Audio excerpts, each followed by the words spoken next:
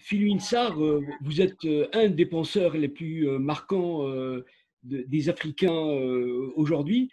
D'abord, comment vous avez vécu cette espèce de tsunami lié au Covid-19? Euh, je, je suis à Dakar, donc l'épidémie ou la pandémie m'a trouvé à Dakar, donc j'ai pu le vivre à partir du continent africain et c'était pour moi une expérience importante. C'était celle à la fois d'être ici et d'être immergé dans les réalités locales, comment la pandémie se propageait chez nous, quelles étaient les mesures qui étaient prises, comment nous la vivions, et en même temps de voir comme dans un miroir inversé le regard que le monde portait sur nous. Et ça, c'était intéressant de voir la différence le gap entre la perception que le monde avait de nous et la réalité que je vivais. Et c'est intéressant, vous allumez votre télé et vous avez un ordre du discours global qui est alarmiste, qui est funeste, qui s'inquiète de vous, alors que l'épidémie chez vous, elle se propage doucement, que vous avez très peu de morts, que les gens mettent des masques, que les gouvernements font ce qu'ils peuvent avec leurs moyens, prennent des mesures, et qu'en face, on continue à vous dire, mais non, vous allez devenir le futur épicentre, vous allez mourir par milliers ou millions, etc., etc. Et j'ai trouvé très, très symptomatique cette réalité qui soudain émergeait d'un inconscient profond, qui est de dire qu'en fait, le continent demeure le réservoir de fantasmes et le lieu à travers lequel on se définit par antinomie. C'est-à-dire que lorsqu'on a besoin de se rassurer sur soi, il faut qu'il y ait un lieu qui représente les abîmes et les abysses, quoi. Et ce lieu-là, c'était le continent africain. Et il jouait cette fonction-là. Je veux dire, dans cette époque angoissante où les pays les plus riches, les plus industrialisés, les mieux organisés ont montré leurs limites, certains ont mis le genou à terre, ben, il leur fallait un lointain repoussoir qui leur permette de se rassurer. Et malheureusement, dans l'ordre de la représentation, le continent a joué ce rôle-là encore, alors que je pensais que le discours afro-pessimiste avait disparu, quoi, et qu'il était le tenant d'une minorité, mais que fondamentalement, les représentations avaient évolué, et je me suis rendu compte qu'elles n'avaient pas évolué. Alors, au niveau de la réflexion personnelle, parce que c'est très important ça, vous avez parlé de la perception, mais il n'en reste pas moins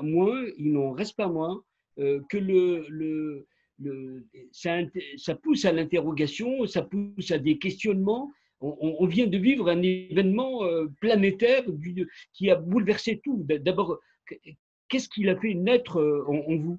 Oui, la réflexion elle est multiple. Déjà, je suis économiste à la base, donc j'ai eu une réflexion sur la vie économique. Qu'est-ce qu'elle signifiait? Quels étaient les défis du continent africain, d'une part? Comment on devait faire pour avoir une économie plus résiliente au choc, moins vulnérable, moins dépendante, qui était en capacité de nourrir ses populations de manière adéquate, qui était neutre en carbone. Et il y a une réflexion sur le soin, sur la santé, qui aussi a émergé, qui est absolument fondamentale. Il y a une réflexion sur le modèle civilisationnel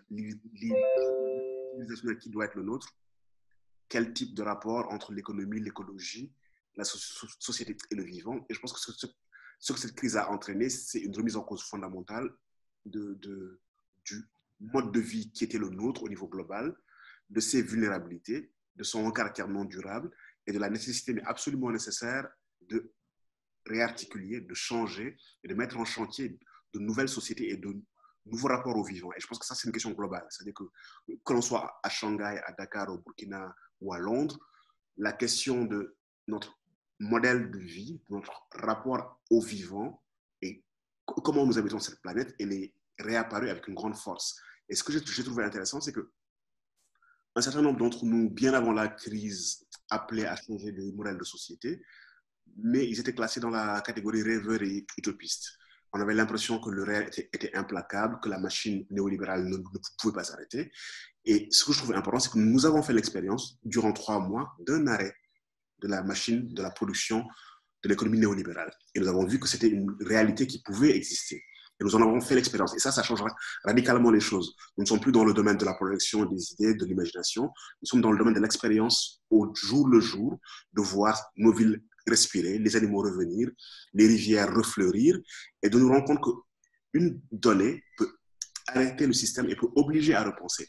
Et même lorsqu'on a commencé à repenser le déconfinement, on s'est dit quelles sont les activités économiques essentielles avec lesquelles il faut redémarrer. Donc ça veut dire que dans l'économie, il y a de l'essentiel, il y a du superflu, il y a de l'excessif. Et on a commencé à dessiller le regard. Le personnel soignant, les chauffeurs de bus, les caissières de supermarché, tous ces individus qui ont des emplois dans l'économie du soin et dans l'économie du bien-être sont apparus subitement importants alors qu'ils l'étaient, alors que nous avons un marché qui rémunère mal leurs fonctions. Et donc, du coup, ce que je trouve important, c'est que nous avons été obligés de réfléchir.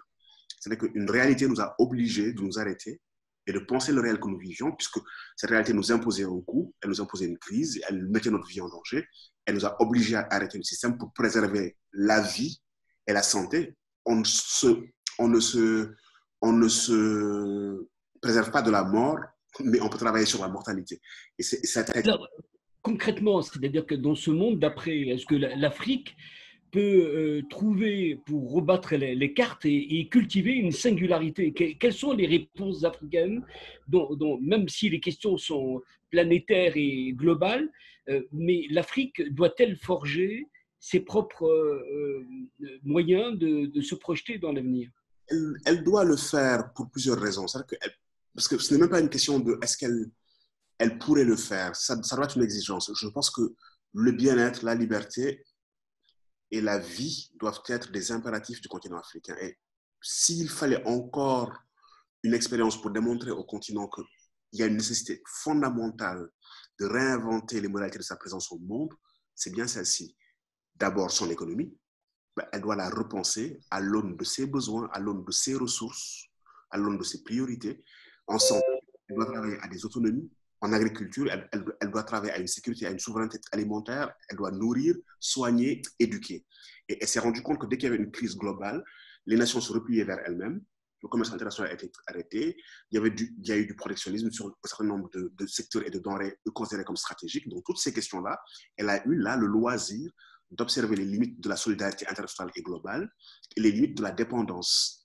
Donc ça, je pense que c'est une absolue nécessité de construire fondamentalement en économie et en politique les conditions d'une plus grande indépendance. Ça, Mais on le dit depuis des années, c'est-à-dire qu'aujourd'hui, qu'est-ce qui va changer réellement?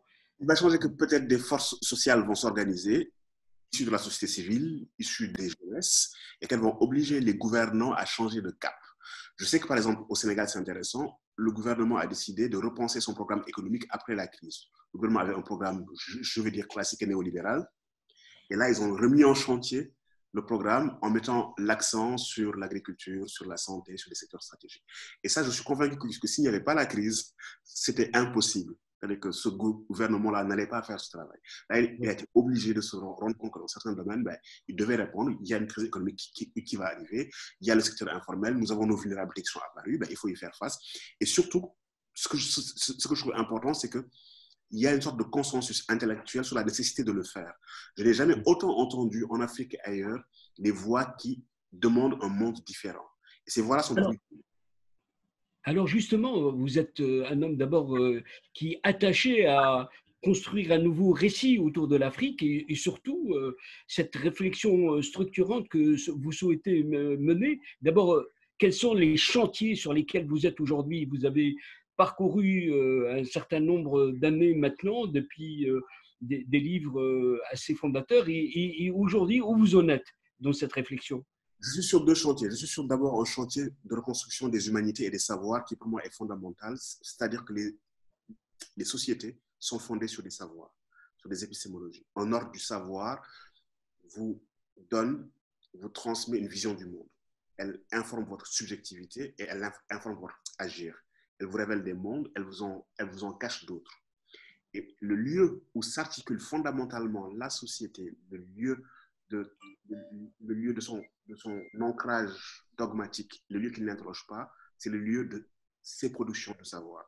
Tout le débat là sur la chloroquine, sur le Covid organique, sur les médicaments, on voit bien que là, il y a une géopolitique des savoirs, il y a un ordre scientifique dominant qui estime que c'est lui qui a le monopole de prescrire ce qui est juste, ce qui est valable, ce qui ne l'est pas. Et quels sont les bons protocoles pour agir sur le réel, pour agir sur la santé. Et puis, il y a des contestations qui viennent du monde entier en disant non, les plantes médicinales, tel aspect, tel aspect. Et on voit bien que là, il y a une bataille pour dire c'est nous qui monopolisons le savoir. C'est nous qui savons et c'est nous qui indiquons comment transformer le réel. Donc, j'ai un travail sur les humanités. pour élargir ses grands savoirs et pour que les archives qui viennent des Sud, du continent africain, de l'Inde, de l'Asie, soient respectées, soient intégrées dans la production de savoir global et qu'on ne se fonde pas juste sur une seule archive qui est issue de l'Europe occidentale il y a ces 5 derniers siècles, alors que le monde regorge de potentialités cognitives et de ressources de savoir. Ça, c'est l'un des chantiers. Mon deuxième chantier, c'est un chantier lié à l'anthropologie économique. C'est un chantier qui consiste à repenser l'économie, mais dans ses fondements profonds, et de penser ce que j'appelle une économie du vivant. Nous avons une économie aujourd'hui qui favorise l'entropie du vivant, qui rejette dans la biosphère plus de déchets qu'elle ne peut absorber, qui carbonise le vivant et qui a des modes de production qui rendent le travail précaire et vulnérable. On l'a vu, des chaînes de production internationale qui sont longues et fragmentées. Dès qu'il y a un blocage quelque part, tout le monde paye le coup. Une mondialisation qui profite à une minorité, qui exacerbe les inégalités. Et c'est une économie qui ne remplit pas sa fonction d'accroître le bien-être du plus grand nombre. On a besoin d'une économie. Comment repenser une économie qui répond aux fonctions d'accroître le bien-être du plus grand nombre, qui ne carbonise pas le vivant et qui nourrit le vivant? On a une économie de la mécroissance. En fait, notre économie, lorsqu'elle croît, notre produit intérieur brut, elle fait décroître le vivant puisqu'on ne calcule pas les coûts environnementaux de notre croissance. Donc, on a même des catégories qui ne sont pas bonnes puisqu'elles sous-estiment tous ces coûts-là. Donc, cette économie, il faut la repenser dans son axiologie, il faut la repenser dans ses principes, dans ses moralités, et il faut la rendre aussi efficace. Il faut qu'elle réponde aux besoins des gens. Et je suis dans ce chantier-là depuis quelques années, et il me semble beaucoup plus impérieux de le mener à terme avec d'autres économistes qui travaillent dessus. Oui, mais justement, comment faire partager ces idées? Parce que pour changer, il faut qu'un certain nombre d'Africains soient imprégnés de ces idées, parce que seul, personne ne pourra transformer cette réalité. Hein. Il y a plusieurs étapes. Il y a d'abord l'étape de ce que j'appelle les épistémies d'une époque, les croyances d'une époque. Le XXe siècle et le début du XXIe siècle est fondé sur une vieille épistémie, le progrès, l'ordre, la croissance, etc. Il y a quand même une grande contestation d'un point de vue intellectuel depuis un certain nombre d'années sur ces grands totems. On s'est rendu compte que cette croissance-là, elle dévastait, que cette croissance-là, elle n'était pas durable. Et je pense que dans l'espace intellectuel, dans l'espace des idées, il y a quand même un bouleversement. En fait, ça prend du temps pour quitter les idées et s'insérer dans la pratique. Mais déjà, si ça ne passe pas dans une sorte de consensus sociétal, il n'y a aucune chance que ça transforme les pratiques. Et je pense que ce consensus sociétal, nous sommes en train de le gagner. Il y a beaucoup de travaux, il y a beaucoup de réflexions sur la nécessité de changer de modèle économique. Et je l'entends. C'est-à-dire que durant la crise, je l'ai entendu dans l'espace public ouest-africain, et je l'ai entendu de la part de certains chefs d'État. Donc, tenir ce discours, un discours qu'ils n'auraient jamais tenu. Maintenant, la deuxième question la plus difficile, et c'est celle que vous posez, c'est comment est-ce qu'on passe de la théorie, des visions, des idées à la pratique. Et là, je pense qu'il faut des ponts. Il faut que, de toute manière, il faut réinjecter dans la société une plus-value intellectuelle. C'est ce qu'on essaie de faire, les artistes, les intellectuels. Mais maintenant, il faut informer les pratiques. Il faut les déformer. Et ça, je pense qu'il faut un travail de prise de contrôle du politique. On ne fera pas l'économie un jour de repenser le politique, de faire en sorte que dans les sociétés africaines, que les sociétés civiles aient des moyens d'action dans le champ du politique, que les gens puissent prendre leur vie en main, que dans mon quartier, je puisse décider avec d'autres qui est un jardin, qui est un éclairage public, que l'école qui est une cantine scolaire, le type de transport qui soit écologique, et que dans ma mairie ou ma commune, je puisse avoir un pouvoir de citoyen d'impacter sur les conditions de vie qui nous sont proposées. Et je pense que ça, on doit y arriver.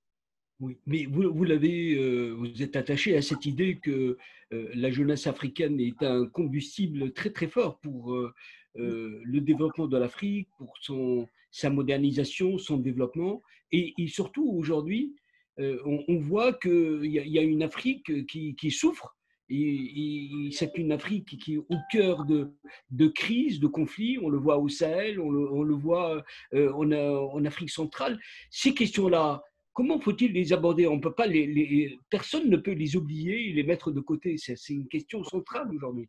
Je suis totalement d'accord avec vous. On a plusieurs défis. On a le défi de la sécurité, on a le défi de l'instabilité politique, des djihadismes dans le Sahel, on a le défi de certaines populations qui sont mortifères. On en a un certain nombre.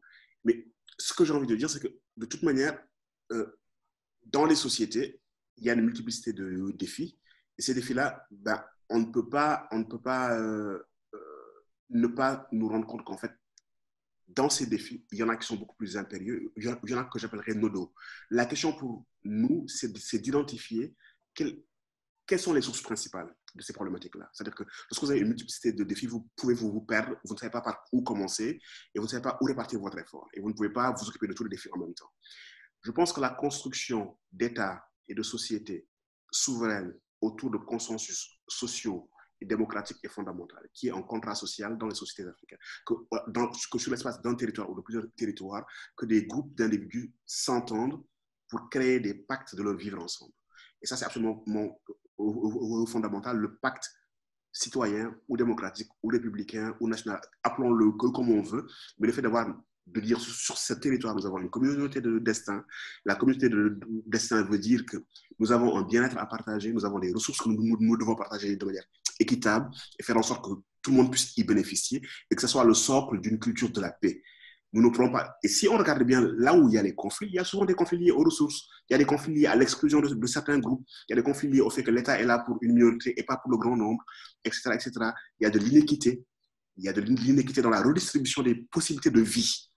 Et à mon avis, reconstruire les contrats sociaux autour du partage équitable de la vie et du partage des opportunités est fondamental.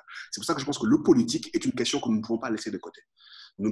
Elle est centrale. C'est-à-dire que vous avez 10 ans de croissance économique ou 15 ans de croissance répartie, vous avez une guerre civile qui dure 2-3 ans et vous avez tous les bénéfices de la croissance qui disparaissent en 2-3 ans, puisque vous n'aviez pas un pacte social fort, équitable, juste et inclusif. Et je pense que dans certains endroits où il y a des conflits, cette question-là, elle est centrale. Elle n'est pas la seule, les conflits sont complexes, mais cette question-là est centrale et je pense que ça doit être l'un des lieux de notre effort. Aujourd'hui, on le voit, la mondialisation dans sa forme d'avant la crise est en train de est impactée lourdement. Aujourd'hui, on parle de plusieurs formes de cette mondialisation, notamment on parle de démondialisation. Comment situer l'Afrique au cœur de la carte du monde pour que ce continent, avec ses richesses, devienne un véritable acteur? Parce que c'est une question essentielle pour l'Afrique. C'est un problème. En fait, si on regarde la situation actuelle, le continent africain représentait 2% des échanges commerciaux mondiaux. C'est-à-dire que le continent africain, de mon point de vue, était déjà, dans sa contribution, était déjà démondialisé. Il absorbait les flux de marchandises du monde, mais il y contribuait très peu. Donc, ça veut dire que sa modalité d'insertion dans le commerce dit international, pour moi, elle demeurait problématique.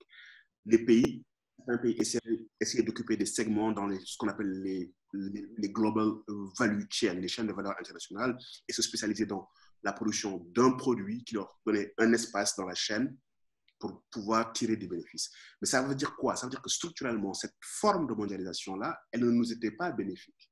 Et je ne vois pas pourquoi est-ce qu'on continue à jouer un jeu qui ne nous est pas bénéfique. C'est-à-dire que nous en perdions plus que nous en gagnions. Nos matières premières sont transformées dans les pays du Nord, donc la valeur ajoutée est transférée vers le Nord, et nous étions réduits à de la spécialisation primaire qui ne produit pas de valeur ajoutée et qui nous rend vulnérables parce que les coûts des matières premières baissent. Et là, on l'a vu, dès qu'il y a une crise, nous nous retrouvons nus. Donc, je pense que nous devons repenser les modalités de notre insertion dans le commerce international. Il ne s'agit pas de prendre l'autarcie, mais de nous y insérer à notre avantage. Ça, Mais la question qui dure depuis des années, c'est que le constat, tout le monde est d'accord, tout le monde l'a établi, c'est que comment aujourd'hui passer à la phase action qui est un élément fondamental dans tout cela. On a créé la zone de libre-échange sur le continent, la ZLEC, qui est quand même, d'un point de vue théorique, la plus grande zone de libre-échange qui existe. Elle est encore théorique. Ça, que c'est déjà le cadre, mais déjà, il faut créer le cadre. On a créé le cadre. Maintenant, ce qu'il faut faire, c'est qu'on construise des infrastructures qui permettent d'acheminer les transports d'un point à l'autre, qu'on intensifie le commerce intra-zone, qu'on crée des chaînes de valeur continentales, qu'on ait une préférence continentale dans le commerce international. Ça ce sont des décisions. La CEDEAO, l'UEMOA, les organisations des pays de l'Est et des pays du Nord peuvent s'entendre pour dire, voilà, sur telle spéculation, sur tel produit, on privilégie le marché intérieur. Il y a des actions concrètes qui peuvent être prises pour rendre cette zone opérante, créer des voies de communication qui fait qu'on peut distribuer les marchandises et la rendre active. Et ça, c'est un chantier qui ne dépend que de nous, j'ai envie de dire. Autant on a pu, parce que ce n'était pas quand même évident de réussir à mettre ces zones et de mettre tous les pays d'accord, sauf un ou deux, je pense, autant on peut mettre de manière concrète en place des infrastructures, des choix de politique économique et commerciale tourner vers la satisfaction du marché intérieur et ça va amener les industriels du continent à produire parce qu'ils savent que tiens, ils ont un marché et ça va créer une chaîne vertueuse. Et ça, c'est des choix politiques. Et on peut le faire si on décide de le faire. Et en plus, on a assez de ressources pour que le continent soit autosuffisant. On a assez de ressources, tout type de ressources pour faire en sorte que les fleuves du Congo produisent de l'électricité pour intégrer nos ressources du nord au sud du continent et créer un marché et faire en sorte que les individus circulent à l'intérieur du continent et que les biens et que les marchandises, etc., etc. Vous avez fait le choix de vivre au Sénégal.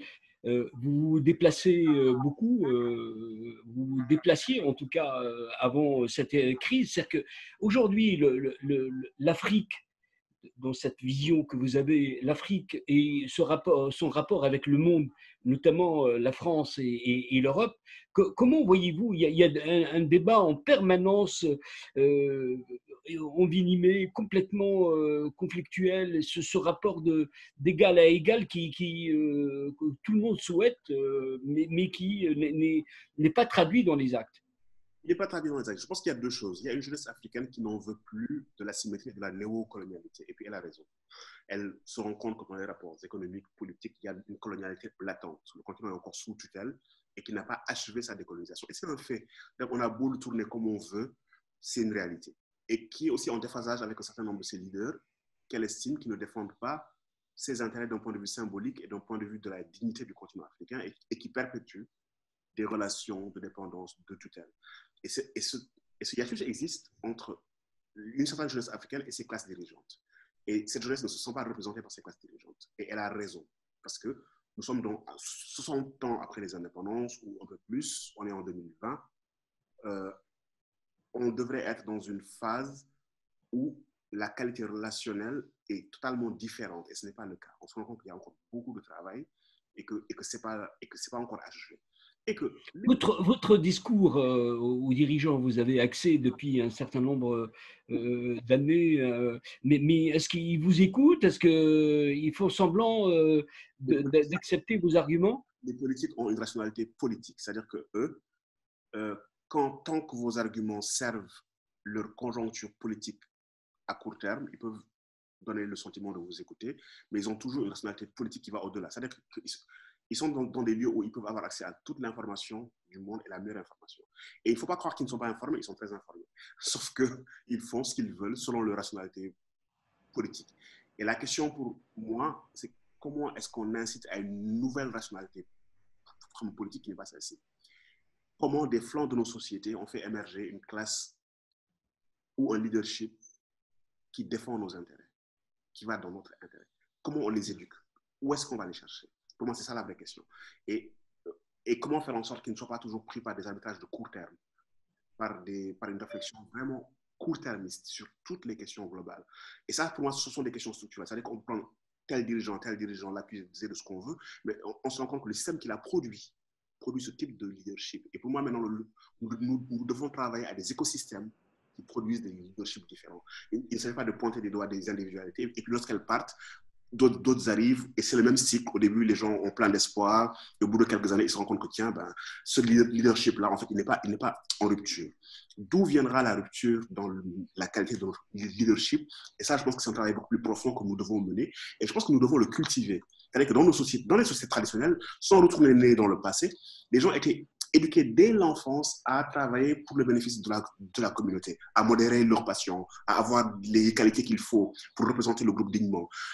Il y avait des contre-pouvoirs. Donc, je pense qu'il y a des cultures qui faisaient émerger des individus qui étaient dévolus au bien-être de la communauté. Comment on réinstalle ces cultures dans un monde contemporain et moderne? Je pense qu'il y a toute une réflexion que les gens qui font de la science politique doivent mener pour qu'on ait justement on ait des incubateurs, on ait des écosystèmes, on ait des modes de production du politique qui font émerger des leaders qui, en même temps, défendent nos intérêts, mais qui sont aussi soumis à de la redevabilité et qui sont soumis à des contre-pouvoirs qui font que si nous ne sommes pas satisfaits d'eux, qu'on puisse les mettre de côté et les remplacer à temps échu, pas trop tard.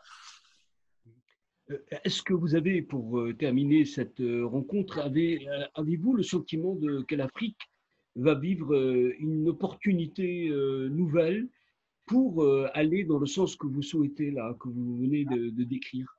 Du point de vue de la brèche ouverte dans le temps historique, c'est une opportunité que nous avons. Là, ma question, c'est est-ce que nous allons transformer l'essai ou est-ce que nous allons laisser passer cette opportunité? Et pour moi, ça, ce n'est pas une question de prospective, c'est une question d'action présente. Les individus, les forces sociales qui veulent que l'Afrique change doivent mettre le pied dans la porte, doivent profiter de ce temps-là pour construire, agir, mettre la pression au gouvernement, mobiliser les forces sociales, pousser la réflexion, pousser l'action pour qu'on profite de ce moment-là pour être dans une bascule. Donc pour moi, il y a une sorte de lutte qui se mène dans un champ politique entre ceux qui veulent que les choses continuent et qui vont progressivement refermer la porte, la fenêtre qui s'est ouverte, et ceux qui veulent que ça change, qui ne doivent pas se contenter d'incantations, mais qui doivent passer à une autre phase en termes de capacité d'organisation et de capacité d'action sociale transformatrice. Donc pour moi, c'est ça qui se joue aujourd'hui. Je peux avoir tous les souhaits du monde, je sais qu'il faut une action sociale transformatrice et qu'il faut mobiliser les forces sociales pour que ce continent-là, que nous souhaitons, advienne. Et c'est à ça que je m'emploie à ma modeste échelle. Merci Philune Sarr d'avoir été Merci. parmi nous. En tout cas, bonne chance et à très bientôt. À très bientôt.